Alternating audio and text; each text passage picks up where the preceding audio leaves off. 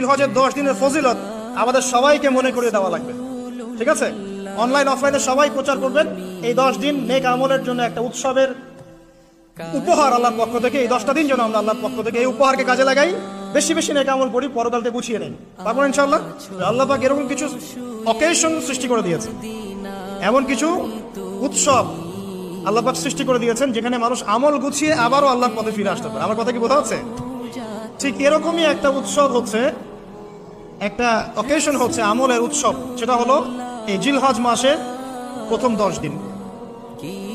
এই জিলহজ মাসের প্রথম 10 দিন সম্পর্কে আল্লাহ পাক সূরা ফজরের মধ্যে শপথ করেছেন, ওয়াল ফাজরি, ফজরের কসম, ওয়াল লায়ালিন আশর, এবং এই 10 রাতের কসম। এই 10 রাত বলতে এখানে জিলহজ মাসের এই 10 দিন এবং 10 রাতকে বোঝানো হয়। এর ফজিলত সম্পর্কে নবী সাল্লাল্লাহু আলাইহি ওয়াসাল্লাম একটা হাদিসে বলছেন, সহিহ বুখারী হাদিস, আনাস রাদিয়াল্লাহু আনহু ইবনে আব্বাস রাদিয়াল্লাহু আনহুমা থেকে বর্ণিত, নবী করিম সাল্লাল্লাহু আলাইহি ওয়াসাল্লাম বলেছেন যে মা মিন আইয়ামিন আমালু সালিহু ফীহিন্না আহাব্বু ইলাল্লাহ মিন হাযিহিল আইয়ামিল আশরা।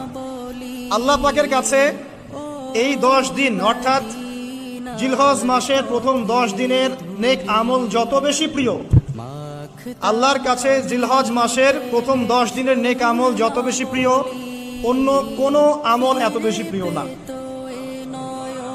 অন্য কোন আমল, এটা বুঝতে গিয়ে সাহাবায়ে কেরাম প্রশ্ন করছেন, ক্বালু, তারা বলছেন, ইয়া রাসূলুল্লাহ, হে আল্লাহর রাসূল, বলুন সাল্লাল্লাহু আলাইহি ওয়াসাল্লাম, ওয়ালাল জিহাদু ফি সাবিলিল্লাহ, আল্লাহর পথের জিহাদও কি নয়?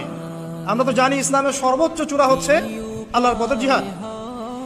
তো নবী সাল্লাল্লাহু আলাইহি ওয়াসাল্লাম বলছেন, ওয়ালাল জিহাদু ফি সাবিলিল্লাহ, আল্লাহর পথের জিহাদও নয়, আল্লাহর পথের জিহাদও নয়, ইল্লা, তবে ওই ব্যক্তির কথা ভিন্ন, রাজুলুন খারাজা বিনাফসিহি ওয়া মালিহি ফালাম ইয়ারজি' মিন যালিকা বিশাই, কোন একজন ব্যক্তি যে তার জান এবং তার মাল নিয়ে আল্লাহর পথে বেরিয়ে গেছে, তারপরে কোনো কিছু নিয়ে সে ফিরে আসতে পারে নাই, মানে সে শহীদ হয়ে গেছে, এই ব্যক্তির কথা ভিন্ন।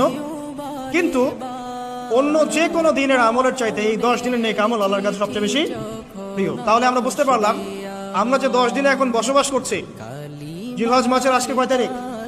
1 তারিখ। এই যে আল্লাহ পাক নিয়ামতের সাথে আমাদেরকে বাঁচিয়ে রেখেছেন, এই 10 দিন আমল করার সুযোগ দিয়েছেন, এই কৃতজ্ঞতা স্বীকার করে আমরা কিন্তু শেষ করতে পারবো না, পারবো না।